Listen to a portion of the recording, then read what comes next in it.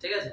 তো একটু দেখো আমরা আজকে যে জিনিসটা পড়াবো সেটা হচ্ছে ডাইজেস্টিভ সিস্টেম, মানে আমাদের যেটা বাংলাতে বলা হচ্ছে পৌষ্টিকতন্ত্র। কি বলছি বুঝা গেল?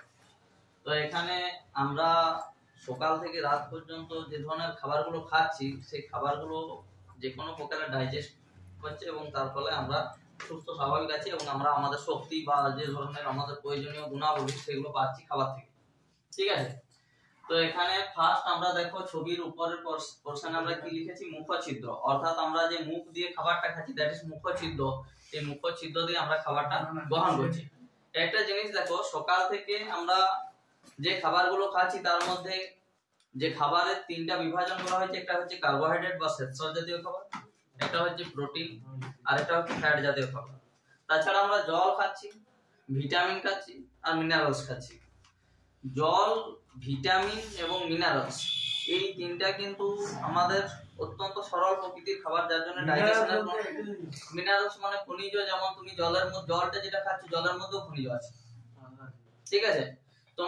তুমি যেমন মনে করো একটা কাঁচকলার সবজি খেয়েছো, সেখানে তোমার জিঙ্ক আছে, সেখানে আয়রন আছে, তাহলে সেগুলো একটা মিনারেলস হিসেবে ট্রিট করা হচ্ছে। কি বলছি বুঝা গেল?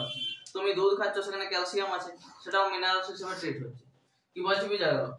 মানে বিভিন্ন ধরনের আমরা যে জল খাচ্ছি বা আমরা ভিটামিনস গুলো যেগুলো খাচ্ছি বা আমরা যে মিনারেলস গুলো খাচ্ছি সেগুলো সরল খাবার হওয়ার জন্য এদের ডাইজেশনের কোনো প্রয়োজন নেই, সাধারণত এদের খালি শোষণ হয়। কি বলছি বুঝা গেল? কিন্তু কিছু কিছু খাবার আছে যে খাবারগুলোকে জটিল খাবার হিসেবে, যেমন মনে করো তুমি মাছ খাচ্ছ, এটা একটা জটিল খাবার, সরল খাবার না। মাংস খাচ্ছ, এটা একটা জটিল খাবার। তুমি ভাত খাচ্ছ, মুড়ি খাচ্ছ, এগুলো হচ্ছে জটিল খাবার। কি বলছি বুঝা গেল? তো সেই খাবারগুলোকে সরল খাবারে ট্রান্সলেট করার জন্য এই সিস্টেমটা বলা চলে এক প্রকার, এবং সেখান থেকে শক্তিটাকে মানে বা ওর যে গুণাবলী সেই গুণাবলীটাকে ট্রান্সলেট করাটাই হচ্ছে এই খাবার মানে আমাদের সিস্টেমের মেন বক্তব্য। কি বলছি বুঝা গেল? এটা একটা অ্যাকচুয়ালি জৈব রাসায়নিক প্রক্রিয়াতে সম্পন্ন হচ্ছে। ঠিক আছে। Psycho chemical process. কি বলছি বুঝা গেল? ডাইজেস্টিভ সিস্টেমটা একটা জৈব রাসায়নিক প্রক্রিয়াতে আমাদের প্রসেসটা কন্টিনিউ করছে। তো এখানে দেখো, যেমন মনে করো আমরা প্রথমে যখন খাবারটা খাচ্ছি তাহলে প্রথমে মুখছিদ্র দিয়ে খাবারটা প্রবেশ করছে, মুখছিদ্র লিখেছি, তার জন্য এই জায়গাটা আমি ছেড়ে দিয়েছি। তারপরে খাবারটা কোথায় যাচ্ছে, এই পজিশনে পৌঁছাচ্ছে, এই পজিশনটাতে, দ্যাট ইজ মুখ গহ্বর বা মুখ বিবর। কি বলছি বুঝা গেল? মুখ গহ্বর বা মুখ বিবর। আমরা আগে এই জায়গাটাকে বোঝার চেষ্টা করব। দেখো, আমরা খাবার সকাল থেকে বেসিক্যালি তিন ধরনের খাচ্ছি। একটা হচ্ছে কার্বোহাইড্রেট বা শ্বেতসার জাতীয় খাবার, একটা হচ্ছে প্রোটিন জাতীয় খাবার, একটা হচ্ছে ফ্যাট জাতীয় খাবার। আমি একটা করে এক্সাম্পল বলে দিচ্ছি। যেমন তুমি সকাল থেকে মনে করো ভাত খেয়েছো, তার মানে কার্বোহাইড্রেট জাতীয় খাবার খেয়েছো। মুড়ি খেয়েছো, কার্বোহাইড্রেট জাতীয় খাবার খেয়েছো। মনে করো তুমি মাছ খেয়েছো, প্রোটিন জাতীয় খাবার খেয়েছো। মনে করো তুমি দুধ খেয়েছো বা ঘি খেয়েছো, ফ্যাট জাতীয় খাবার খেয়েছো। অর্থাৎ এই যে খাবারগুলো যাচ্ছে, এই খাবারগুলো ডাইজেশন বিভিন্ন জায়গায়। এখানে দেখো, আমরা মনে করো যে তুমি মুড়ি খেয়েছো বা ভাত খেয়েছো বা ডিম খেয়েছো বা যাই খাও না কেন, সব জায়গায় সব জিনিসের খাবারের ডাইজেশন এক জায়গাতে হবে এমন কোনো গ্যারান্টি নেই। ঠিক আছে। কোথায় কোন ধরনের খাবারের ডাইজেশন হয় আমরা এখানে বুঝতে পারবো। তো এখানে মনে রাখবে, মুখ বিবর বা মুখ গহ্বরে শ্বেতসার বা কার্বোহাইড্রেট জাতীয় খাবারের আমাদের ডাইজেশন হবে। কি বলছি বুঝে গেল? পরিপাক হবে। এখানে শ্বেতসার বা কার্বোহাইড্রেট জাতীয়, যেমন তুমি ভাত খেয়েছো, ভাতটা যখন চিবাচ্ছ তুমি দেখবে যে ওই মানে মুখের একটা লালা মিশছে ভাতটার সাথে, লালা মিশছে না? ওই লালাটা আমাদের মনে রাখবে। এখানে একটা জিনিস মুখ গহ্বরে বলে দিই, আমাদের যে এই যে মুখ গহ্বরের দু সাইডে তিন জোড়া লালা গ্রন্থি আছে। একটা হচ্ছে প্যারোটিড, একটা হচ্ছে সাবলিঙ্গুয়াল, একটা হচ্ছে সাবম্যান্ডিবুলার। কি বলছি বুঝা গেল? Parotid, sublingual, submandibular. সবচেয়ে বড় লালা গ্রন্থিটার নাম কি বলেছিলাম? প্যারোটিড। যেমন সাপে যখন কামড়ায় মানুষকে, ওই যখন দাঁতগুলো বসায় তখন ওর দাঁতে থেকে কি হয়, ওই প্যারোটিড গ্রন্থি থেকে বিষটা বের হয়। প্যারোটিড গ্রন্থি অর্থাৎ সাপের প্যারোটিড গ্রন্থিতে বিষটা সঞ্চিত থাকে। কি বলছি বুঝা গেল? প্যারোটিড গ্রন্থি হচ্ছে আমাদেরও সবচেয়ে বড় লালা গ্রন্থি। যখন আমি তোমাদেরকে এটা বলেছিলাম যে আমাদের তিন ধরনের যে সাপের কথা বলেছিলাম, একটা হচ্ছে গোপ্র বা যেটাকে বলা হচ্ছে তোমার খরিশ আমাদের বাঁকুড়ার ভাষায়, আরেকটা হচ্ছে তোমার চন্দ্রগোড়া বা যেটাকে বলেছিলাম যে আমাদের রেসেল ভাইপার, আর একটা বলেছিলাম চিত্তি বা কালাচ যেটাকে বলেছিলাম। তো এই খরিশের বিষ থাকে শরীরে 60 ml, চন্দ্রগোড়ারও 60 ml, আর চিতির থাকে 8 ml। একটা খরিশ সাপে যদি কামড়ায় সেক্ষেত্রে যদি 15 ml এর বেশি বিষ ঢালে সেক্ষেত্রে পেশেন্ট মারা যেতে পারে।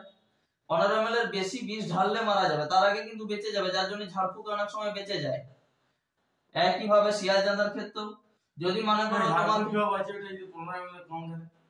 15 ml এর কম থাকলে বেঁচে যাবে, 15 ml এর বেশি ঢাললেও বেঁচে যাবে যদি সঙ্গে সঙ্গে হাসপাতালে নিয়ে যাওয়া হয়। ঠিক আছে, 15 ml যদি কম হয় চিকিৎসা না করলে বেঁচে যাবে, চিকিৎসা না করলে ওই জন্য তো ঝাড়ফুঁকে বেঁচে যায়।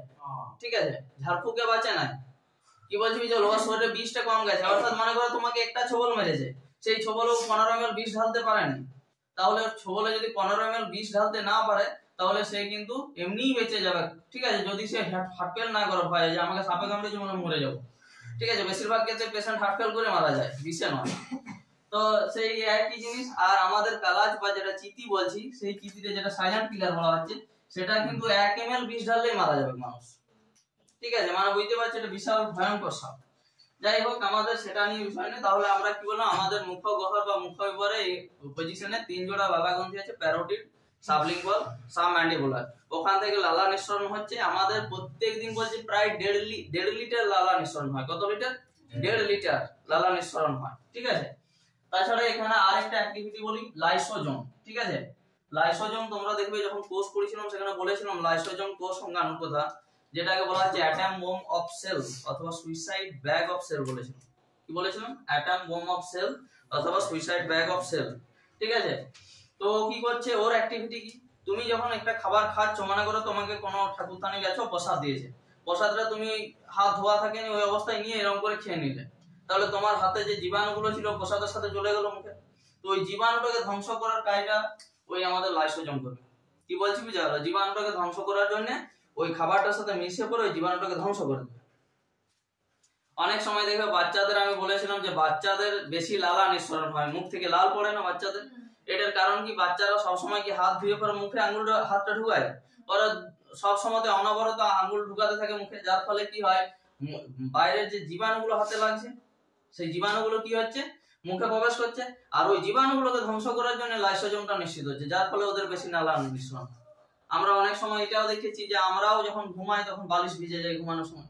এটারও কারণ হচ্ছে আমরা অনেক সময় ব্রাশ না করে ঘুমানোর ফলে কি হয়, আমাদের মুখের মধ্যে এই মুখগহ্বর বা মুখগহ্বরের দাঁতের সঙ্গে যে জীবাণুগুলো থেকে যায় সেই জীবাণুগুলোকে মারার জন্য লাইসোজোম নিঃসৃত হয় বেশি করে, যার ফলে আমাদের সেই অবস্থাতে প্রচুর পরিমাণে লালা নিঃসরণ হয়। তাছাড়া আমাদের দিনের বেলায় লালা অতটা নিঃসরণ হয় না। ঠিক আছে, এখানে তাহলে আমরা একটা জিনিস দেখলাম যে লালা গ্রন্থিগুলো, একটা দেখলাম লাইসোজোম। এবারে একটা জিনিস দেখো, এখানে আমাদের দুটো উৎসেচকের কথা বলবো। এখানে দুটো উৎসেচক, একটা হচ্ছে টায়ালিন, আর একটা হচ্ছে মল্টেজ। টায়ালিন আর মল্টেজ কি বলছি বুঝা গেল? এই দুটো কি বলে? উৎসেচক, এনজাইম। এদের অ্যাক্টিভিটি কি দেখো, তুমি মনে করো সকাল থেকে কি বললাম যে তুমি মাছ খেতে পারো, ভাত খেতে পারো, ঘি খেতে পারো, যা খুশি খেতে পারো, কিন্তু ও কিন্তু ক্যালকুলেট করে নিচ্ছে এই খাবারটা কি খাবার। ঠিক আছে, ও ট্র্যাক করে নিচ্ছে, ও দেখেছে যে এটা শ্বেতসার জাতীয় খাবার বটে, কার্বোহাইড্রেট জাতীয়। যখন ভাতটা খাচ্ছ তখন ও কি করছে, টায়ালিন এবং মল্টেজ এই দুটো মিশছে ওই খাবারটা, সব খাবারের সাথে মিশছে। যেটা শ্বেতসার জাতীয় খাবার সেখানে কি করছে, ওই শ্বেতসার জাতীয় খাবারকে টায়ালিন, শ্বেতসার জাতীয় খাবারকে টায়ালিন মল্টোজে পরিণত করছে, আর এই মল্টোজকে, এই মল্টেজ গ্লুকোজে পরিণত করছে। কিসে পরিণত করছে? গ্লুকোজে পরিণত করছে। ঠিক আছে, গ্লুকোজে পরিণত করছে। আমি আবার বলছি যে শ্বেতসার জাতীয় খাবারকে টায়ালিন উৎসেচকটা মল্টোজে পরিণত করছে, আর এই মল্টোজটাকে গ্লুকোজে পরিণত করছে, এবং আমাদের শরীরে শক্তি হিসেবে গ্লুকোজ হিসেবেই রূপান্তরিত হয়, দেখবে গ্লুকোজ হিসেবে সঞ্চিত থাকে, যার ফলে আমাদের যখন শরীরে খুব ক্লান্তি হয় আমাদেরকে গ্রীষ্মকালে স্পেশালি দেখবে গ্লুকোজ খাওয়ার পরামর্শ দেওয়া হয়। কারণ হচ্ছে তুমি যদি একটা ডিম খাও, সেই ডিমটা যখন গ্লুকোজে পরিণত হবে, আর এটা ডাইরেক্ট গ্লুকোজ দিয়ে দেওয়া হচ্ছে। কি বলছি বুঝা গেল? তাহলে একবারে ডাইরেক্ট পৌঁছে যাচ্ছে শরীরের মধ্যে, তাই গ্লুকোজটা ডাইরেক্ট প্রেফার করা হয়। তো তাহলে আমাদের এখানে কোন জাতীয় খাবারের পরিপাক হচ্ছে? শ্বেতসার। অর্থাৎ আমরা যখন খাবারটা খাচ্ছি আমাদের মুখগহ্বর বা মুখবিবরে শ্বেতসার জাতীয় খাবারের পরিপাক শুরু হয়ে যাচ্ছে, ইনিশিয়াল স্টেজে শুরু হয়ে যাচ্ছে। কিন্তু মনে রাখবে তুমি যদি মাছ, মাংস, ডিম খাও, এগুলো যেহেতু প্রোটিন বা ফ্যাট জাতীয় খাবার, তাহলে এগুলোর কিন্তু এখানে পরিপাক সম্পন্ন হবে না। কি বলছি ক্লিয়ার? এখানে কিন্তু কেবলমাত্র শ্বেতসার জাতীয় খাবারের পরিপাক শুরু হচ্ছে, এবং কোন দুটো উৎসেচকের জন্য? টায়ালিন এবং মল্টেজ। টায়ালিন এবং মল্টেজ। টায়ালিন কি করছে? শ্বেতসার জাতীয় খাবারকে মল্টোজে পরিণত করছে, মল্টোজটাকে গ্লুকোজে পরিণত করছে। এইভাবে আমাদের শ্বেতসার জাতীয় খাবারের পরিপাক কোথায় শুরু হয়ে যাচ্ছে? মুখগহ্বর বা মুখবিবরে। কি বলছি বুঝা গেল? মুখগহ্বর বা মুখবিবরে। কি বললাম ক্লিয়ার? এবারে দেখো খাবারটা যেই আমাদের এখানে খাবারের সাথে একটা লালা রস মিশছে, একটা মন্ড তৈরি হচ্ছে, ফলে খাবারটা কি হচ্ছে? একটু চিপচিপে হয়ে যাচ্ছে, ওখানে মিউকাস মিশছে, একটু খাবারটা কিরকম হয়ে যায়, ঠিক আছে? তো তারপরে খাবারটা আমাদের দেখো নেক্সট দেওয়া হয়েছে গলবিল, ঠিক আছে? গলবিল মানে এই যে এই জায়গাটা আমাদের, হ্যাঁ, এই জায়গাটা যেখানটাতে আমাদের শ্বাসনালী আর খাদ্যনালী দুটো, আমরা তোমাদেরকে যখন শ্বসন করাবো তখন ওইটা নিয়ে ডিসকাস করবো, ঠিক আছে? তো গলবিল হয়ে খাবারটা আমাদের পৌঁছে যাচ্ছে গ্রাস নালী। এই গ্রাস নালীটা লম্বা মনে রাখবে প্রায় 25 সেন্টিমিটার। কত সেন্টিমিটার? 25 সেন্টিমিটার। মানে সেই স্মেল গুলো থাকে না। হ্যাঁ, কি বলছো? দুটো নালী থাকে নাকি? দুটো কেন নালী থাকবে? একটা শ্বাসনালী, একটা খাদ্যনালী, সেটা মুখ গলবিলে আমরা সেটা শ্বসনা করাবো, ঠিক আছে? যেটা এপিগ্লটিস দ্বারা দুটোকে পৃথক করছে, ঠিক আছে? তো আমাদের খাবারটা চলে যাচ্ছে গ্রাস নালীতে। এই গ্রাস নালীর লেন্থ হচ্ছে 25 সেন্টিমিটার। কি বলছি বুঝা? 25 সেন্টিমিটার মানে বুঝতেই পারছো বেশ লম্বা, কারণ একটা 30 সেন্টিমিটারের বড় স্কেল গুলো দেখেছো তোমরা, তাহলে বেশ লম্বা। এখানে খাবারটা পেরিস্টালসিস অ্যাকচুয়ালি বলা হচ্ছে, বা পেরিস্টাল, ঠিক আছে, পদ্ধতিতে খাবারটা নামছে, অর্থাৎ আস্তে আস্তে ওকে ঠেলে নিয়ে যাওয়া হচ্ছে। খাবারটাকে কি বলা হচ্ছে? আস্তে আস্তে ঠেলে নিচ দিকে নামানো হচ্ছে। যেমন মনে করো আমরা অনেক সময় দেখেছি যে যখন খুব তাড়াহুড়ো করে খাবার খাই তখন আমাদের বুকটা ব্যথা হয়। বুকটা ব্যথা হওয়ার কারণ হচ্ছে খাবারটা এমনটা নয় যে আমরা খেলে আমার ধপ করে পাকস্থলীতে পড়ে গেল, ঠিক আছে? খাবারটা ওকে আস্তে আস্তে ট্রান্সলেট করে হবে। তার মানে তুমি যতই স্পিডে খাও না কেন, ও কিন্তু আর মতন করে যাবে। কি বলছি বুঝা গেল? তো এখানে যখন আমাদের এই গ্রাস নালীতে খাবারের মন্ডটা তৈরি হচ্ছে ফাইনালি 25 সেন্টিমিটার, তো এখানে খাবারের মন্ডটা যখন এন্ড পয়েন্টে পৌঁছাচ্ছে তখন খাবারটাকে বলা হচ্ছে বোলাস। কি বলা হচ্ছে? এখানে বলা হচ্ছে খাবারটা যেটা পৌঁছাচ্ছে সেটাকে বলা হয় বোলাস। ইয়েস, বোলাস, ঠিক আছে? এইবারে খাবারটা আমাদের পৌঁছে যাচ্ছে কোথায়? এটা কি বলা হয়েছে? দেখো, পাকস্থলী, ঠিক আছে? এখানে খাবারটা আমাদের পৌঁছে যাচ্ছে। কি বলছি বুঝলো? এটা আমাদের কি বলে? পাকস্থলী বলে। পাকস্থলীকে আমরা তিনটা ভাগে ভাগ করেছি। দেখো, একটা পোরশন এই যে এই পোরশনটা, একটা পোরশন এই যে এই পোরশনটা, আর একটা পোরশন এই পোরশনটা, ঠিক আছে? পাকস্থলীর প্রথমের প্রান্তটাকে বলা হয় যে হিপ প্রান্ত। কি বলা হয়? হিপ প্রান্ত। তারপরের প্রান্তটাকে বলা হয় যে ফান্ডাস বা দেহ, আর তারপরেরটাকে বলা হয় যে প্রণালিকা প্রান্ত, ঠিক আছে? তো হিপ প্রান্ত এখানে কি হচ্ছে? দেখো, যখন আমাদের খাবারটা এখানে পৌঁছে গেল, মানে খাবারটা এখন কি বলা হচ্ছে সেটাকে? বোলাস। বোলাসটা যখন আমার এখানে পৌঁছে গেছে তখন এখানে না অক্সিনটিক বলে একটা গ্রন্থি আছে। কি গ্রন্থি বললাম? অক্সিনটিক। অক্সিনটিক গ্রন্থিটা থেকে HCl নিশ্চিত হচ্ছে। কি নিশ্চিত হচ্ছে? HCl। HCl এর ফুল ফর্ম রাসায়নিক নাম হাইড্রোক্লোরিক অ্যাসিড। হাইড্রোক্লোরিক অ্যাসিড, যা pH মনে রাখবে 2, pH 2, তার মানে অ্যাসিড, পুরোপুরি ভাবে অ্যাসিড, বুঝতে পারছো? pH 2 মানে তীব্র অ্যাসিড বলা যাবে। যখন কেন HCl টা নির্গত হচ্ছে? দেখো, খাবার যখন ওখানে আমাদের পাকস্থলীতে পৌঁছে যাচ্ছে তখন খাবারের মধ্যে আমি তোমাদেরকে বলেছিলাম এখানে লাইসোজোম জীবাণুটাকে ধ্বংস করে দিচ্ছে, কিন্তু কিছু কিছু পুরো জীবাণু ধ্বংস করতে পারবে না। অনেক সময় কিছু জীবাণু পৌঁছে যাবে, পুরোটা ওখানে চেকিং করতে পারবে না খাবারটা। অনেক সময় আমরা খাবারটা নির্দুম করে গিলে দিচ্ছি, তাহলে খাবারের ওখানে জীবাণু লাইসোজোমটা মিশতেই দিচ্ছি না পুরো জায়গাটাতে। তাহলে যে জিনিসটা আমার জীবাণুটা বাই মিস্টেক ওখানে পৌঁছে গেছে সেটাকে একদম HCl পুরো যখন ওখানে খাবারটা বোঝা পুরোটাকে একদম মিশিয়ে পরে সেখানে ওর জীবাণুটাকে আমাদের ধ্বংস করে দিবে। কি বলছি বুঝা গেল? তাহলে অক্সিনটিক গ্রন্থি থেকে HCl নিশ্চিত হচ্ছে, যার pH হচ্ছে 2, তার মানে তীব্র অ্যাসিড। এবং এইটা এতটাই অ্যাসিডিক আমি তোমাদেরকে বলছি যে যদি বাইরে এনে পরে তোমার গায়ে ফেলে দেওয়া হয় তোমার গুলিয়ে যাবে। হ্যাঁ, তার কারণ হচ্ছে pH 2 পুরো অ্যাসিড। তাহলে তোমাদের মনে হতে পারে যে এটা কেন শরীরের ভিতরে ক্ষতি করছে না? তার কারণ হচ্ছে পাকস্থলীর যে আমাদের পর্দাটা আছে বলা চলে বা গার্ডটা আছে সেটা হচ্ছে ক্ষার দিয়ে তৈরি, যার ফলে আমাদের অ্যাসিডের সাথে যদি ক্ষারের রিঅ্যাকশন হয় তাহলে লবণ এবং জল উৎপন্ন হয়ে যায়, যার ফলে আমাদের কোনো ক্ষতি হয় না। এবার দেখো এখানে আমি বেশ কয়েকটা পয়েন্ট তোমাদেরকে বলি। HCl এর HCl এক নাম্বার হচ্ছে জীবাণু নাশ করছে। এখন HCl বেশি ক্ষরণ কখন হবে, কম ক্ষরণ কখন হবে, এই ঘটনাগুলো কি ঘটতে পারে। যদি মনে করো তুমি প্রচুর ভোজ বাড়িতে গেছো, প্রচুর পরিমাণে খাবার খেয়েছো, তো যত তুমি বেশি খাবার খেয়ে যত বেশি খাবার ওখানে পৌঁছাবে তখন ওই অক্সিন্টিক গ্রন্থি তত বেশি পরিমাণে HCl নির্গত হবে, কারণ যত বেশি খাবার তত HCl দিতে হবে, তো জীবাণু ধ্বংস করার ব্যাপার আছে। তাহলে যত বেশি HCl নির্গত হবে তত বেশি অ্যাসিডিটি হওয়ার সম্ভাবনা থাকবে। HCl তো অ্যাসিড পুরো, তার মানে অ্যাসিডিটি হয়ে যাবে। আবার আরেকটা কারণ হতে পারে তুমি দীর্ঘ সময় খাবার খাওনি। কি বলছি বুঝা গেল? দীর্ঘ সময় খাবার খাওনি, সেক্ষেত্রে তোমার এই জায়গাটা পুরো ফাঁকা হয়ে গেছে, ওর ফাঁকা জায়গাটাও দেখতে পারে না, ওখানটাতে অ্যাসিড নিশ্চিত করে পরে HCl নিশ্চিত করে ওই জায়গাটা ফিল আপ করে দেবে, তাহলেও কি হবে, অ্যাসিডিটি হয়ে যাবে। এবারে কি হচ্ছে, ওই অ্যাসিডিটি থেকে রিলিফ পাওয়ার উপায় হিসেবে কি বলেছিলাম, যে তুমি মনে করো তাহলে এখানে অ্যাসিড তৈরি হয়ে গেছে, অ্যাসিডিটি মানে কি, অ্যাসিড তৈরি হয়ে গেছে, অ্যাসিডটাকে রিলিফ করার একটাই উপায়, এখানে ক্ষার পাঠিয়ে দেওয়া হবে, অ্যাসিডের সাথে ক্ষার রিঅ্যাকশন করবে, লবণ আর জল উৎপন্ন করবে, তোমার অ্যাসিডিটি রিমুভ হয়ে যাবে।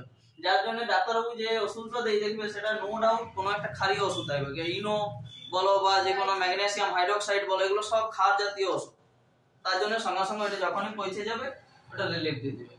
কি বলছি বুঝা? যেই এখানে খাবারের সাথে HCl মিশ্রিত হলো, তাহলে বোলাসের সাথে কার সাথে মিশ্রিত হলো, বোলাসের সাথে। বোলাসের সাথে কি মিশ্রিত হলো, HCl। HCl মিশ্রিত হওয়ার পরে খাবারটা আমরা জানি মোটামুটি পাকস্থলী প্রায় 4 ঘন্টার মতন স্টে করে। এটা হচ্ছে দেখো পাকস, এই যে আমরা পাকস্থলী বলছি না, পাকস্থলী দেখতে অনেকটা জে আকৃতির মতন, হ্যাঁ স্ট্রাকচারটা এরকম হতো জে আকৃতির মতন। কি বলছি বুঝা গেল, অনেকটা জে আকৃতির মতন, এবং এটা 1 মানে বলা চলে 1.5 লিটার, এর ক্যাপাবিলিটি কত, 1.5 লিটারের মতো। এবারে মনে করো সবাইকে সমান হবে না, কেউ বেশি খায় তার পাকস্থলী একটু বড় হবে, কেউ কম খায় তার পাকস্থলী একটু ছোট হবে, ঠিক আছে। তো পাকস্থলী দেখতে সাধারণত খাওয়ার উপর ডিপেন্ড করে, তো খাবারের উপরে ডিপেন্ড করবে না, ঠিক আছে। তুমি যদি বেশি বেশি খাও প্রত্যেকদিন, তাহলে তোমার যা আছে সেটা এক্সপ্যান্ড করে এত বড় হয়ে যাবে। তুমি যদি কম খাও তাহলে তোমার ওইরকম থাকবে, ঠিক আছে।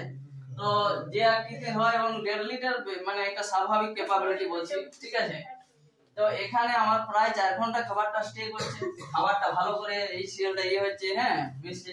এখানে শুনে রাখো দুটো আমরা হরমোনের কথা বলবো, একটা হচ্ছে অ্যাকচুয়ালি রেনিন আর একটা হচ্ছে তোমার মানে পেপসিন। অ্যাকচুয়ালি এখানে একটা গ্রন্থি আছে বুঝলে, পেপটিক গ্রন্থি। কি গ্রন্থি বললাম, পেপটিক গ্রন্থি। পেপটিক গ্রন্থি থেকে পেপসিনটা নিঃসৃত হয়, পেপটিক গ্রন্থি থেকে পেপসিন নিঃসৃত হয়। দেখো আমি এখনো পর্যন্ত খাবারের ডাইজেশনে এক প্রকার খাবার ডাইজেশন শুরুর কথা বলেছি, সেটা কোন জাতীয় খাবার, শ্বেতসার জাতীয় খাবার। এখনো প্রোটিন বা ফ্যাট জাতীয়, তুমি যে মাছটা বা ডিমটা খেয়েছো তার এখনো ডাইজেশন শুরু হয়েছে, হয়নি। এইখান থেকে আমাদের প্রোটিন এবং ফ্যাট জাতীয় খাবারের ডাইজেশন শুরু হবে। কি বলছি বুঝা গেল, এইখান থেকে কি রকম না, এখানে আমার পেপটিক গ্রন্থি আছে, পেপটিক গ্রন্থি থেকে পেপসিন নিঃসৃত হবে। এই পেপসিন কি হবে, এই খাবারটার সাথে মিশবে, এই খাবারটার সাথে মিশবে। এই খাবারটা কি ধরনের খাবার, একটা আম্লিক খাবার, কারণ যে খাবারটা আছে সেই খাবারটাতে কি মিশেছে, অ্যাসিড মিশেছে। অ্যাসিডের সাথে আমার কি মিশছে, আরো পেপসিন মিশছে, পেপসিন মিশছে। পেপসিন যে মিশে গেল, তাহলে মনে রাখবে পেপসিন কি করছে, পেপসিন প্রোটিন জাতীয় খাবারটাকে, প্রোটিন, হ্যাঁ প্রোটিন জাতীয় খাবারটাকে পেপসিন, ঠিক আছে, পেপসিন অ্যাকচুয়ালি পেপটাইডে পরিণত করছে। কিসে পরিণত করছে, পেপটাইডে, পেপটাইডে পরিণত করছে, হ্যাঁ পেপটাইড। পেপসিন কি করছে, প্রোটিনকে অ্যাকচুয়ালি না পেপটন বলতে হবে তোমাদের, হ্যাঁ পেপটনে কিসে পরিণত করছে, পেপটনে।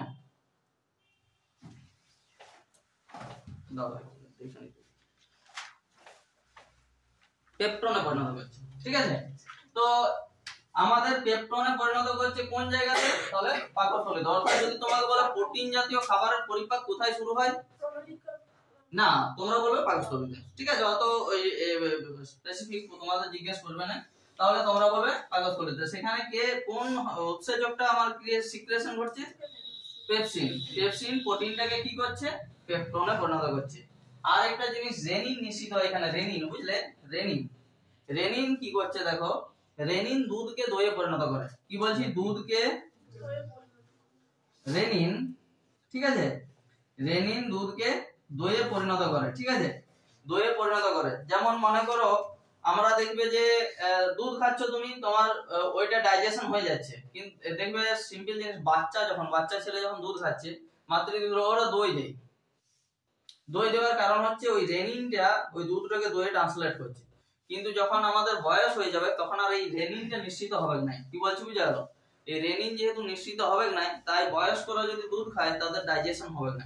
তাই ডাক্তারবাবুরা বলেই দেয় যে আপনি দুধ খাবেন না, কারণ দুধটাকে দইয়ে যে ট্রান্সলেট করবে সেই তো আর শরীরে বেরাচ্ছে না, তার জন্য ওদেরকে মানা করে দেওয়া হয় রেনিন। কি বললাম বুঝা গেল?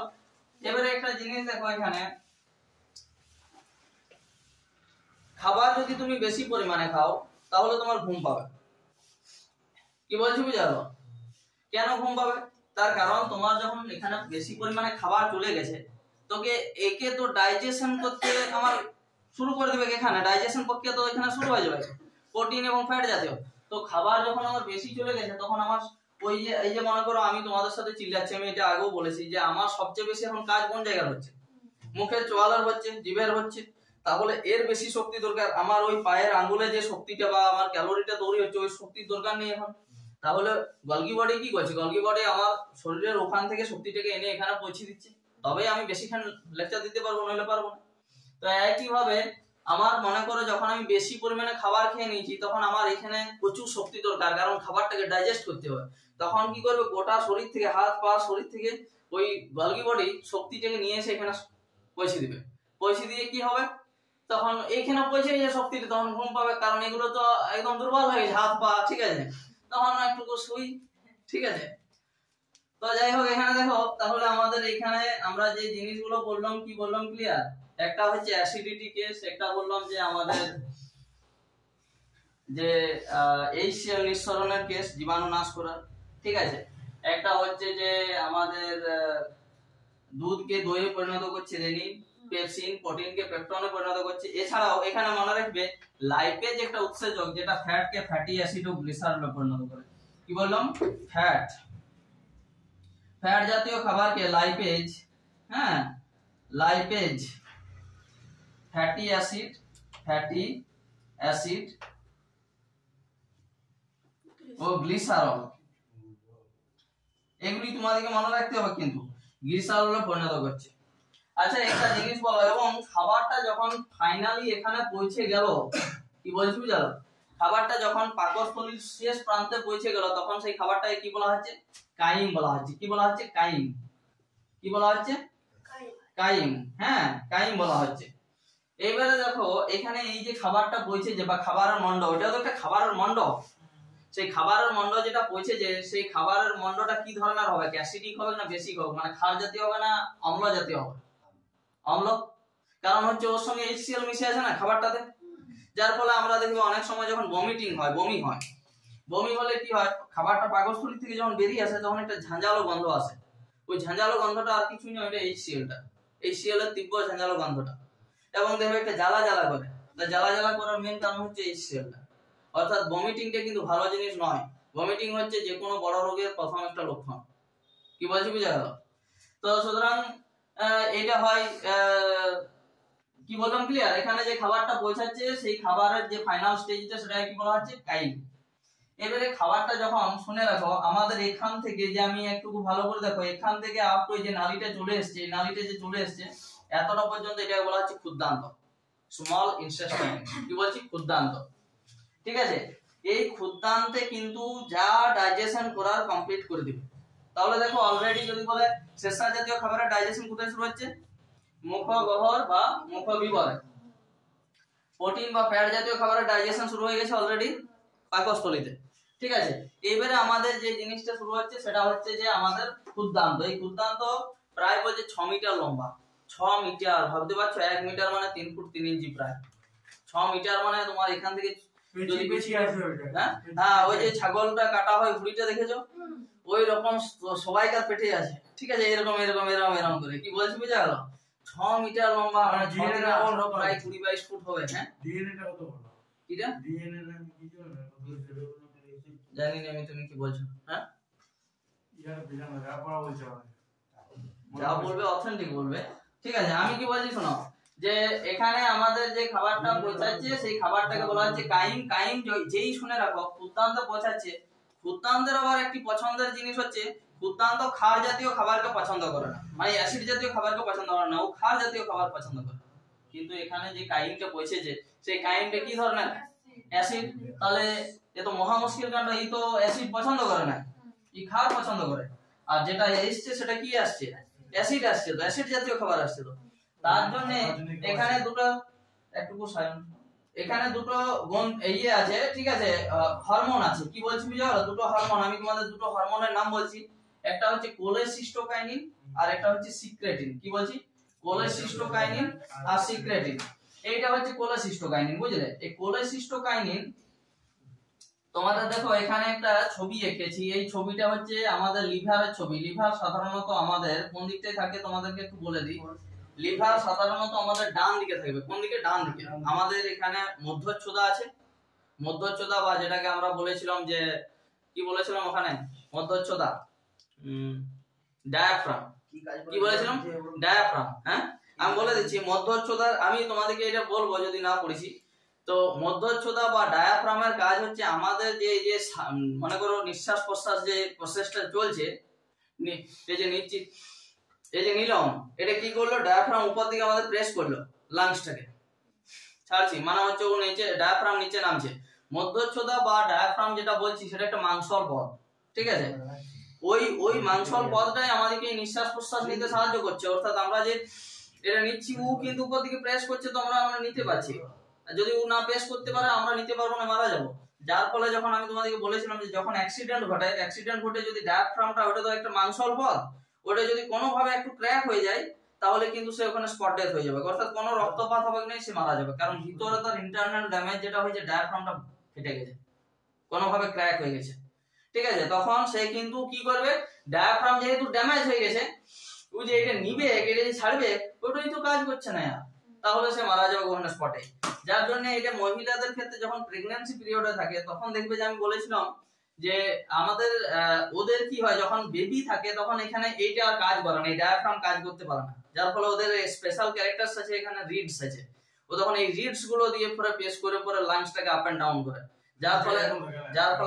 যার ফলে কি হচ্ছে আমাদের তোমার ওই যখন বলা হচ্ছে প্রেগন্যান্ট অবস্থায় থাকছে, একটু হালকা ওয়েটেজ মানে কাজের মধ্যে থাকলে ভালো হয়। কারণ যদি কোনো কারণে ডায়াফ্রামে প্রবলেম, রিডসে প্রবলেম হয়ে যায়, ডায়াফ্রাম তো অলরেডি ইনঅ্যাক্টিভ হয়ে গেছে সেই সময় এট দ্যাট টাইম, কিন্তু তখন যদি রিডসে কোনো প্রবলেম হয়ে যায় সে কিন্তু মারা যায়, কিছু করে। কি বলছি বুঝা গেল? সুতরাং এই ধরনের একটা ভয়ের মতন জায়গা তৈরি হয়। সেই ডায়াফ্রামের পাশটাতেই ডান দিকে এই আমাদের লিভারটা আছে, বুঝলে? এই যে এটা আমাদের লিভার। লিভার হচ্ছে মানব দেহের সবচেয়ে বড় দেহগ্রন্থি। লিভার মানব দেহের সবচেয়ে বড় দেহগ্রন্থি, লিভার বা যকৃৎ যেটাই বলো না কেন। তো এইটা মনে রাখবে 1.5 কেজি ওজন, প্রায় 1.5 কেজি, বুঝতে পারছো?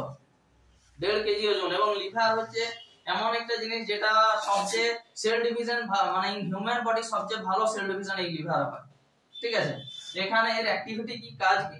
এখানে আমাদের ভিটামিন এ টা সঞ্চিত থাকে, অর্থাৎ তুমি কাঁচা লঙ্কা খাচ্ছ তার ফলে যে ভিটামিন এ টা পাচ্ছ, সেই ভিটামিন এ টা সঞ্চিত থাকছে। ভিটামিন ডি টা সঞ্চিত থাকছে, গ্লাইকোজেন, হ্যাঁ ভিটামিন এ কাঁচা লঙ্কাতে আছে, ভিটামিন ডি সূর্য রশ্মিতে আছে, ঠিক আছে স্যার? তবে তেল মেখে সংশ্লেষণের মাধ্যমে। আমি তখন থেকে কি বলছিলাম বলুন তো, ডিএনএ টা, ডিএনএ এর সাথে এখানে কোনো সম্পর্ক না, নেই। আমি বলছি যে পেছনের সিলিগুলো ওইটা তো ইয়ে বড় আর কি, ওটা গোটা শরীরে ডিএনএ তো তোমার ইন হিউম্যান বডি প্রত্যেকটা নিউক্লিয়াস একটা করে আছে, তো ওটার সঙ্গে সঙ্গে আমি কোথাও না বলি যে ওইটাও বড় আর কি। ওটা বড় নয়, ওটা বড় কি করে হবে? তোমার শরীর অসংখ্য সেল দ্বারা গঠিত, সেই প্রত্যেকটা সেলে একটা করে নিউক্লিয়াস আছে, সেই নিউক্লিয়াসের ভিতরে ডিএনএ আছে, ওটা বড় হবে। কারণ এটা 6 মিটার লম্বা, এটার আলোচনা হচ্ছে 6 মিটার লম্বা। 6 মিটার মানে এখান থেকে যদি ওটা তোমার কেটে বের করে পরে এরকম বিছানা হয় 22 ফুট চলে যাবে, 21 ফুট। আর ডিএনএ তোমার গোটা বডিতে আছে। কি বলছি বুঝা গেল? ওটা একদম সূক্ষ্মাতি সূক্ষ্ম। ডিএনএ যদি বড় হতো তাহলে আমাদের অনুবীক্ষণ যন্ত্র নিয়ে দেখতে হতো না, ঠিক আছে? এখানে দেখো একটা জিনিস, 1.5 কেজি ওজন, হ্যাঁ 1.5 কেজি ওজন। কি বললাম যে লিভার বা যকৃতের, এখান থেকে আমাদের মনে রাখবে যে ভিটামিন এ এখানে সঞ্চিত থাকছে, ভিটামিন ডি সঞ্চিত থাকছে, গ্লাইকোজেন সঞ্চিত থাকছে। এছাড়া এখান থেকে বিলিরুবিন নিঃসৃত হয়। কি নিঃসৃত হয়? বিলিরুবিন। এখান থেকে পিত্ত রস নিঃসৃত হয়। এই জায়গাটাকে দেখো একটা পয়েন্ট করেছি এখানে, এই আমাদের এটা লিভার থেকে বেরিয়েছে একটা নালী দিয়ে, এখান থেকে দেখো একটা পয়েন্ট করেছি, এটাকে বলেছি দেখো এদিকে পিত্তাশয়। কি হয়? পিত্তাশয়। গল ব্লাডার যেটা বলো না, gall bladder, gall bladder stone হয় না, এইখানে স্টোনটা হয়। কি বলছো বুঝালো? হ্যাঁ বলো। লিভারের যে বিলিরুবিনটা নিঃসৃত ওইটা দাঁড়াও আমি আসছি। হ্যাঁ, বিলিরুবিন যে মিশ্রিত হচ্ছে এটা আসছি আমরা। তো তার আগে আমি বলছি দুটো জিনিস, একটা বিলিরুবিন নিঃসৃত হচ্ছে, একটা পিত্ত রস নিঃসৃত হচ্ছে। বিলিরুবিন যে নিঃসৃত হচ্ছে, বিলিরুবিনটা তুমি যেটা বলতে চাইছো আমাদের হলুদ কালারটা, যেটা ইউরিনের কালার বা আমাদের মানে মলমূত্রের কালার যে হলুদ হচ্ছে, সেটার মেইন কারণ হচ্ছে বিলিরুবিনটা। তাছাড়া তোমরা দেখবে জন্ডিস হচ্ছে, যে হলুদ হয়ে যাচ্ছে, ওটার কারণ হচ্ছে বিলিরুবিনটা। ঠিক আছে? অর্থাৎ লিভার ঠিকঠাক কাজ করছে না। একটা জিনিস দেখো, আমরা যে পিত্তাশয় বলছি, এখান থেকে পিত্ত রস নিঃসৃত হচ্ছে। পিত্ত রসটা এসে কোথায় সঞ্চিত হচ্ছে? পিত্তাশয়ে। এখানে পিত্তাশয় সঞ্চিত হচ্ছে। পিত্ত রসের অ্যাক্টিভিটি নিয়ে আমরা আসছি একটু পরে। তো এখানে যদি দেখো, এটাকেই বলা হচ্ছে গল ব্লাডার, ইংরেজিতে গল ব্লাডার স্টোন যেটা বলছিলাম, এখানেই হতে পারে। তাহলে যদি গল ব্লাডার স্টোন হয়, মনে রাখবে কিচ্ছু করার নেই, এখান দিয়ে কোনো জল বা খাবার পাস হয় না, যার ফলে এটাকে কেটে বাদ দিতেই হবে, অপারেশন করতে হবে বা এখান থেকে স্টোনটা বের করে নিতে হবে। ঠিক আছে? যার ফলে একটু ডাইজেশনে প্রবলেম হয়, যাদের গল ব্লাডার স্টোন হয়, যদি অপারেশন করে বাই চান্স বের করে নেয়। কেন হয় প্রবলেমটা? দেখো, তারপরে আমরা যে জায়গাটা যাচ্ছি, এটা হচ্ছে কোলেসিস্টোকাইনিন, একটা হরমোন নিঃসৃত হচ্ছে। যে কোলেসিস্টোকাইনিন হরমোন এই কি করছে? পিত্তাশয়কে উত্তেজিত করছে। বলো না, উত্তপ্ত করছে, উত্তেজিত করছে। উত্তেজিত করে কি হচ্ছে? তখনই রেগে যাচ্ছে প্রচন্ড। রেগে গিয়ে পিত্তাশয় কি করছে? গলগল গলগল করে ওর পিত্ত রসটা এর উপরে ঢেলে দিচ্ছে। ঠিক আছে? তাহলে এই পিত্ত রসটা একটা ক্ষারীয়। কি বলছি বুঝালো? ক্ষারীয় জিনিস। আবার একই ভাবে এখানে সিক্রেটিন, আমার এইখানে এই যে অগ্নাশয় আছে, অগ্নাশয়কে উত্তেজিত করছে। কাকে উত্তেজিত করছে? অগ্নাশয়কে উত্তেজিত করছে। অগ্নাশয় রেগে গিয়ে গলগল গলগল করে অগ্নাশয় রসটা ঢেলে দিচ্ছে।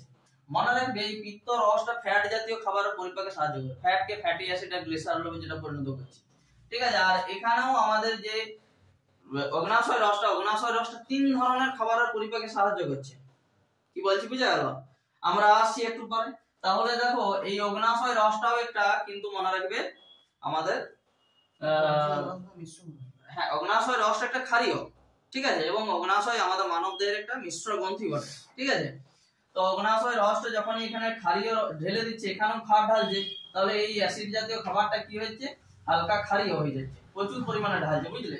হালকা কি হয়ে যাচ্ছে? ক্ষারীয় হয়ে যাচ্ছে। ক্ষারীয় হয়ে যাওয়ার ফলে এই যে আমাদের ক্ষুদ্রান্তের এই পজিশনটা, এই ক্ষুদ্রান্তকে আমরা আবার তিনটা ভাগ করেছি। এই পজিশনটাকে বলেছি ডিওডেনাম, এই পজিশনটাকে কি বলেছি? ডিওডেনাম। এই পজিশনটাকে বলেছি জেজুনাম, ডিওডেনাম, জেজুনাম। আর এই যে এই পোরশনটাকে আমরা বলছি আবার ইলিয়াম। ঠিক আছে? Duodenum, jejunum, Ilium. তাহলে এই যে এই ঘটনাগুলো কোথায় ঘটছে? ক্ষুদ্রান্তের কোন জায়গায় ঘটছে? এই যে কোলেসিস্টোকাইনিন হরমোনটা পিত্ত রসটা নিঃসরণ করতে সাহায্য করছে, কোথায় ঘটছে? ক্ষুদ্রান্তের ডিওডেনামে। আবার আমার অগ্নাশয় রসটাও ঢালতে সাহায্য করছে, কোথায়? ওই ক্ষুদ্রান্তের ডিওডেনামে। কে? সিক্রেটিন হরমোন এটা কাজটা করাচ্ছে। এইখানে জেজুনামে কি হচ্ছে? খাবারটাকে ছড়িয়ে দেওয়া হচ্ছে, যে খাবারটা একদম ভালো করে ছড়িয়ে থাকো। ঠিক আছে? যাতে ভালো করে ডাইজেশনটা হয়। এখানে যে ঘটনাটা ঘটছে সেটা হচ্ছে LAT। যখন আমার অগ্নাশয় থেকে আসছে, আমরা এটা শর্ট ফর্ম রেখেছি LAT, ল্যাট। ঠিক আছে? L for lipase, A for amylase, T for trypsin. কি বলছি বুঝা গেল? তিনটা উৎসেচকের কথা আমি আবার বলছি, ইনক্লুড করছি এখানে। একটা লাইপেজ, একটা অ্যামাইলেজ, একটা trypsin. Lipase, amylase, trypsin. Lipase কি করছে? লাইপেজ কি করছে? আমাদের ফ্যাটকে ফ্যাটি অ্যাসিড আর গ্লিসারলে পরিণত করছে। আমি তোমাদেরকে নোটস দিয়ে দেবো, তোমরা একটু ভালো করে এটা রেডি করে নেবে, এগুলোই কিন্তু পরীক্ষায় পড়বে। লাইপেজ কি করছে? ফ্যাটকে ফ্যাটি অ্যাসিড আর গ্লিসারলে পরিণত করছে। অ্যামাইলেজ কি করছে? শ্বেতসার জাতীয় খাবারকে তোমার মল্টোজে পরিণত করছে, যে মল্টোজকে গ্লুকোজে পরিণত করছে। আর ট্রিপসিন কি করছে? প্রোটিনকে পেপটাইডে পরিণত করছে। পরবর্তীকালে এখানে ইরেপসিন নিশ্চিত হচ্ছে, আবার একটা উৎসেচক। এখানে লাইপেজ, অ্যামাইলেজ, ট্রিপসিন বললাম, আবার ইরেপসিন। ইরেপসিন কি করছে? ওই যে পেপটাইডটা তৈরি হয়েছিল এখানে, ওই পেপটাইডটাকে অ্যামাইনো অ্যাসিডে পরিণত করছে। কিসে? Amino acid. অ্যামাইনো অ্যাসিড হচ্ছে প্রোটিনের একক বলা হয় দেখবে, অ্যামাইনো অ্যাসিড। সেই অ্যামাইনো অ্যাসিডে পরিণত হচ্ছে। অর্থাৎ আমাদের কার্বোহাইড্রেট, প্রোটিন এবং ফ্যাট জাতীয় খাবারের পূর্ণ পরিপাক সম্পন্ন কোথায় হয়ে যাচ্ছে? আমাদের ক্ষুদ্রান্তে। এটা কি বলে? এটা কি বলেছিলাম? ক্ষুদ্রান্ত। এই ক্ষুদ্রান্ত হয়ে যাচ্ছে। কি বলছি বুঝা গেল? এবং এখানেই খাবারের শোষণও শুরু হয়েছে। দেখবে ক্ষুদ্রান্তের ভিল্লি বলে একটা নাম তোমরা শুনেছো হয়তো আগে, ভিল্লি বা ভিলাই। ঠিক আছে, ক্ষুদ্রান্তের ভিল্লিতেই আমাদের খাবারের শোষণ হয়ে যাচ্ছে। অর্থাৎ খাবারের যে গুণাবলী, তুমি যে ডিমটা খেয়েছো, ডিমটার যে গুণাবলী, তুমি যে মাছটা খেয়েছো, মাছটার যে গুণাবলী, সেটা কিন্তু এখানে শোষণ হয়ে যাচ্ছে। এইটুকু বাকি থাকবে, সেটুকু আমাদের এই যে পরের পোরশনটা যেটা বলেছি, এই পোরশনটা, এই পোরশনটাকে বৃহদান্ত বলে। এই পোরশনটাকে কি বলে? বৃহদান্ত। এই পোরশনটাকে কি বলে? বৃহদান্ত। কি বলছি বুঝালো? খাবার যখন ক্ষুদ্রান্তের থেকে আমাদের প্রথম বৃহদান্তের প্রথম অংশটা পৌঁছাচ্ছে, সেটাকে বলা হচ্ছে সিকাম। কি বলছে? সিকাম। বৃহদান্তের প্রথম অংশটা শুরু হচ্ছে কি দিয়ে বলা যাবে? প্রায় সিকাম। এই সিকামে মনে রাখবে এখানে অ্যাপেন্ডিক্সটা আছে। অ্যাপেন্ডিক্সটা কোথায় আছে? এই সিকাম। হ্যাঁ, তো সিকামে আমাদের কি আছে? অ্যাপেন্ডিক্সটা আছে। এই অ্যাপেন্ডিক্সটা আমাদের কি সাহায্য করে? অ্যাপেন্ডিক্স বা যেটা আমাদের বাঁদরের ল্যাঞ্জ বা গরুর ল্যাঞ্জ বা ছাগলের ল্যাঞ্জ, অ্যাপেন্ডিক্সের একটা স্পেশালিটি আছে, ও সেলুলোজ জাতীয় খাবারকে পরিপাক করতে সাহায্য করে, ডাইজেশন। অর্থাৎ তুমি মনে করো ঘাস খেয়েছো, তাহলে তুমি খড় খেয়েছো, তাহলে তোমার যদি খড়টা খেলে তোমার ডাইজেশন হয়নি কেন? তার কারণ তোমারও অ্যাপেন্ডিক্স আছে, কিন্তু অ্যাপেন্ডিক্সটা এত ছোট যে ও অতটা ডাইজেশন করতে পারে। কিন্তু গরুর লাইনটা অনেক বড়, মানে ও গোটা গোটা খড় খেয়ে পরে বসে বসে হজম করে দিবে। কি বলছি বুঝা? তার কারণ হচ্ছে ওর অ্যাপেন্ডিক্সটা অনেক বড়। হ্যাঁ, তো তখন ওই জন্য খেতেও সবকিছু ঠিক আছে। তাহলে যার এই অ্যাপেন্ডিক্সটা আছে, সে সেলুলোজ জাতীয় খাবার, সেলুলোজ জাতীয় খাবার মনে হচ্ছে সেলুলোজ কোন কিসে আছে? কাঠে আছে, খড়ে আছে, ঘাসে বেশি আছে, পাতাগুলো তো আছে কিন্তু পরিমাণটা খুব কম, তার জন্য আমাদের ডাইজেশন বলি তো লাইনে মানুষ উঠে যাচ্ছে। কি বলছি বুঝা? এবারে দেখো একটা জিনিস এখানে আমাদের, যে আমাদের সিকামে খাবারটা পৌঁছে গেল। সিকাম ডাইজেশন কোন জাতীয় খাবারের করছে? সেলুলোজ জাতীয় খাবারের করছে। কি বললাম বোঝা গেল? হ্যাঁ, তারপরে আমাদের এখানে খাবারের যে শোষণ গুলো, মানে গুণাবলী যতটুকু বাকি আছে, সেই শোষণ গুলো এই পজিশন আমাদের বৃহদন্ত হচ্ছে। বৃহদন্তকে দেখো আমরা বেশ কয়েকটা ভাগে ভাগ করেছি। এই পজিশন থেকে এই পজিশনকে দেখো বলেছি আরোহী সিকাম। কি সিকাম বলেছি? আরোহী বা অ্যাসেন্ডিং। এই পজিশন থেকে এই পজিশন, এই যে দেখো রেড কালারে ডট ডট দিয়েছি না, এই পজিশনের সিকামটাকে বলেছি অনুপস্থ সিকাম। অনুপস্থ সিকাম বা ট্রান্সভার্স সিকাম। এখান থেকে এখান পর্যন্ত দেখো সিকামটাকে বলেছি অবরোহী সিকাম, মানে অ্যাকচুয়ালি কোলন। এটা আরোহী কোলন বলতে হলে সিকাম হবে না, এটা আরোহী কোলন হবে। হ্যাঁ, আরোহী কোলন। আর এটা হচ্ছে অনুপস্থ কোলন হবে। ঠিক আছে, কোলন হবে। আর এটা অবরোহী কোলন বা যেটাকে বলা হচ্ছে এটাকে বলা হয় যেমন অ্যাসেন্ডিং, তাহলে এটা ট্রান্সভার্স, এটা হবে ডিসেন্ডিং। তারপরে এই জায়গাটাকে, যে এই ছোট পজিশনটাকে আমরা দেখো বলেছি সিগময়েড কোলন। ঠিক আছে, তারপরে এই জায়গাটাতে আমাদের মানে হচ্ছে ডাইজেশন যতটুকু বা শোষণ যতটুকু হবার হয়ে পড়ে, এখানে আমাদের তোমার হচ্ছে যে ল্যাট্রিনটা এখানে স্টোর হয়, দ্যাট ইজ হচ্ছে মলাশয়। ঠিক আছে, এই মলাশয়ের থেকে তারপরে আমাদের পায়ুছিদ্র দিয়ে বাইরে আমাদের পরিষ্কার করা হয়। এইটা হচ্ছে আমাদের ডাইজেস্টিভ সিস্টেমের মেন ক্রাইটেরিয়া। এখানে দেখো একটা জিনিস বলে দিই তোমাদের, বলেছিলাম যে মলাশয়ে যে রোগ, একটা পাইলস বলে রোগ হয়, শুনেছো তোমরা? সেখানে কি হয়, মাংসের পথটা বেরিয়ে চলে আসে, যেটাকে অনেক সময় দেখবে পাইলস হলে অপারেশন করতে হয়, বা আমাদের কি বলে অনেক সময় বাই মেডিসিনও ঠিক হয়। ঠিক আছে, হয়তো। তো এখানে কিন্তু একটা রোগ আমাদের মনে রাখতে হবে, সেটা হচ্ছে পাইলস। কি বলছি বুঝা গেল? আর একটা জিনিস আমাদের ওই যে যেটা বললাম আগেও, যে আমাদের ইউরিন বা ল্যাট্রিনের কালার হলুদ হওয়ার একটা অন্যতম কারণ হচ্ছে বিলিরুবিন। ঠিক আছে, বিলিরুবিন। এই বিলিরুবিন কোথা থেকে নিশ্চিত হচ্ছে যদি প্রশ্ন পড়ে? যকৃৎ থেকে বা লিভার থেকে। ঠিক আছে, মানবদেহের সবচেয়ে বড় দেহগ্রন্থি। আমাকে বলো, এই যে প্রসেসটা আমি বললাম, এই প্রসেসটা মোটামুটি বুঝতে পারলে কি? ক্লিয়ার? এইটা যে পরে একবার দেখবে, আমি নোটসটা তোমাদেরকে দিয়ে দেবো। ঠিক আছে, ওটা বন্ধ করতে কতক্ষণ হয়েছে দেখো না? প্রায় 50 মিনিট। 36 মিনিট।